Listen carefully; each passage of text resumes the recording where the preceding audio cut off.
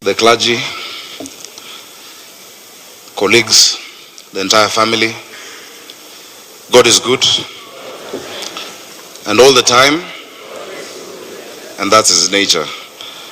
And we give thanks in all circumstances, as difficult as this circumstance is. Beatrice, you kept a very positive outlook. We spoke when the accident happened. We spoke, I remember the last message you sent on Sunday saying it is tough, but we serve a faithful God.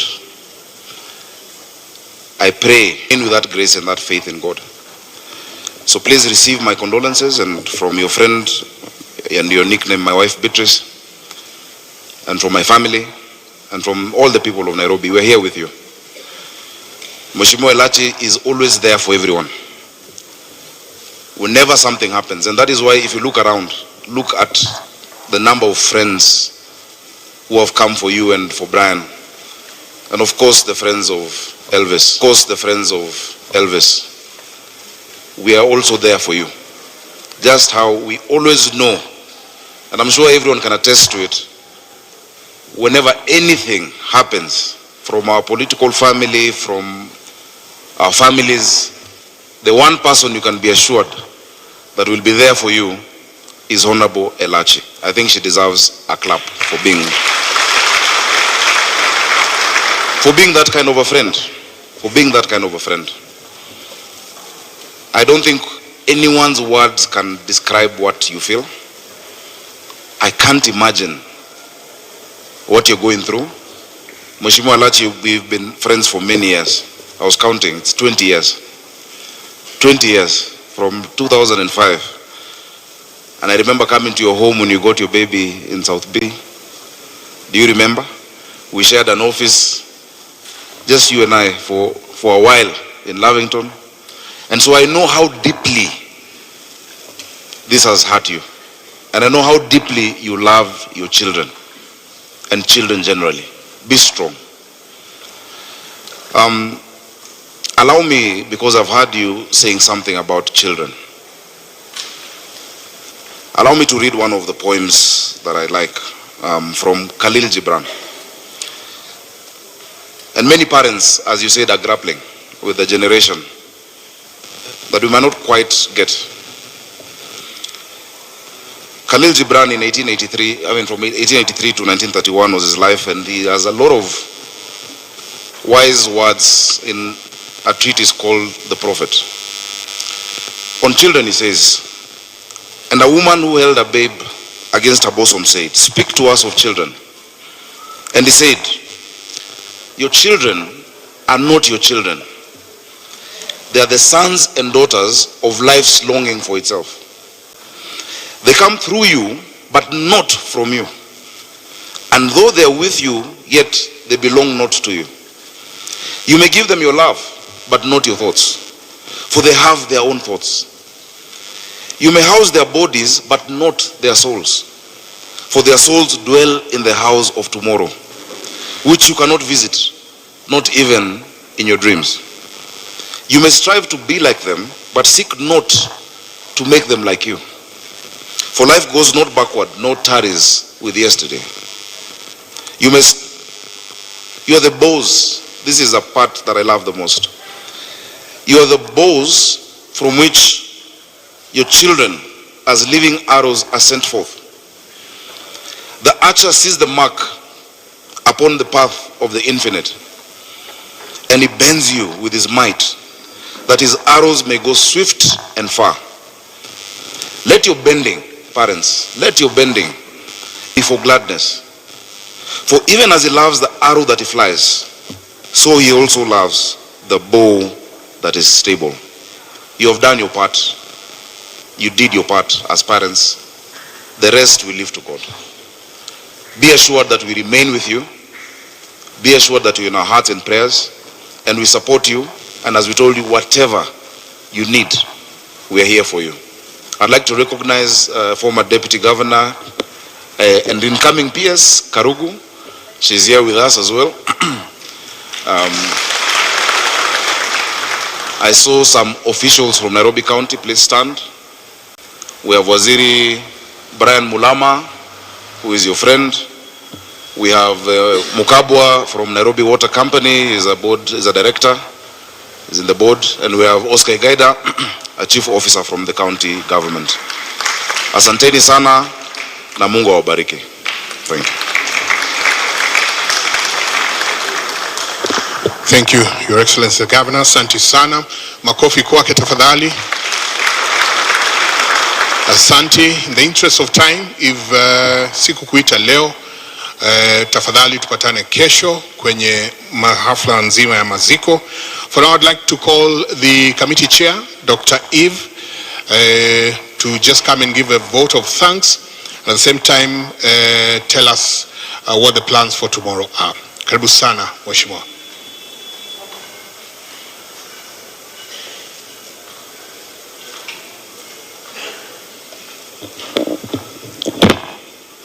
Thank you very much, our MC. God is good, and all the time. Bwana asifiwe, tusifu Yesu Kristo. Thank you very much. First and foremost, I want to thank God for the gift of life. Secondly, I want to thank God for the life of our son, Elvis.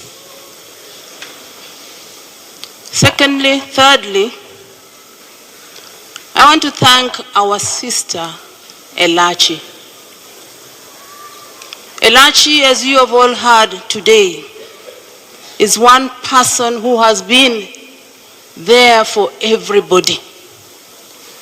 And each one of us can give a testimony of what time and when she came through for you. Elach, my sister, I've known her for many years, long before she became an MP or I was an MP, and we've worked together in the women's movement, and finally meeting again in the political world. Elach, God is with you. And to Uncle George. Later on, he introduced himself as Guka George. He talks about plans. The plans that he had for his nephew, grandson. And I sat there, I remembered my mother, my late mother. And I believe many of your mothers who are here who grew up in the rural areas, that at the time you left home to go to your workplace, your mother always said a prayer. It reminded me.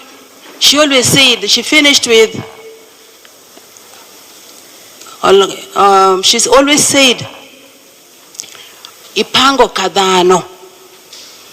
Ipango, in Luo, Ipango ka, that you have planned like a human being, but reminding us that there's always one that is bigger than all of us. And I listened and remembered. And I believe all of you. And so today I want to thank each with Beatrice. And I want to say that I know how you're feeling. But I think I want security at the home. That was Brigadier Kiarie, Asante Sana Kiarie, for the good job that you did outside the home. Let me now thank the entire medical team at A.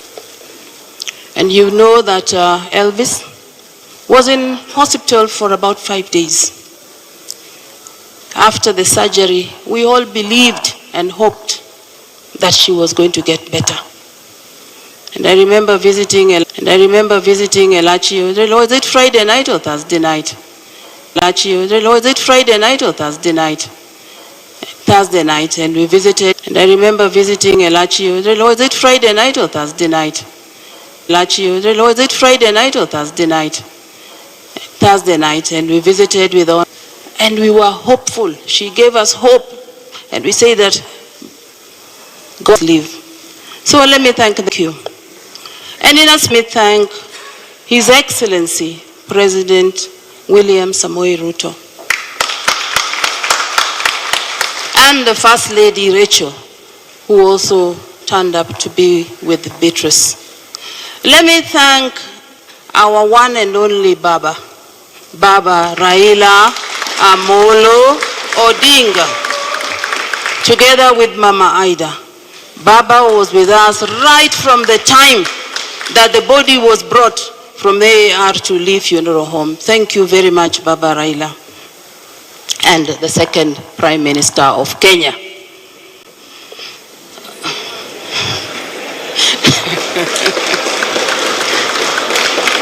Yes. The first one was Mzee Jomo Kenyatta, and Baba was the second one. We are waiting for the third one. Thank you. Let me thank the Cabinet Secretary, the PSs, the CEOs, the Chairman, Beatrice, my God. Everybody was there for you, and they contributed everything that they could to make Elvis's final journey successful. Royal Media in a special way, thank you very much, and all the media houses, all the vendors, and the people who supported in one way or the other, those who gave us prayers and financial support, thank you all very much. I want to give you the directions for tomorrow. After this service, the body will leave for Lee Funeral Home. And Beatrice and the family will go back home to rest, and all of us will leave. After that, tomorrow morning at 6:30 in the morning, we will converge at the Lee Funeral Home. There will be a brief service, and thereafter we will view. Today there is no body viewing. We will view tomorrow morning, and at 8:45 sharp, the body will leave for Kajiado. Burial is tomorrow at Nalepo village in Kajiado, and service will start at 10 o'clock tomorrow.